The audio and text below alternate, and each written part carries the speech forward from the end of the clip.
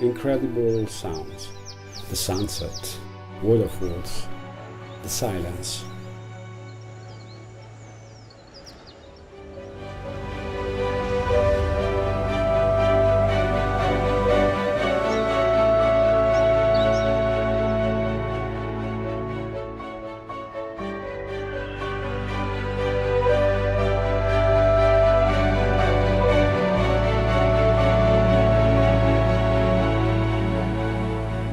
My heart was beating so much.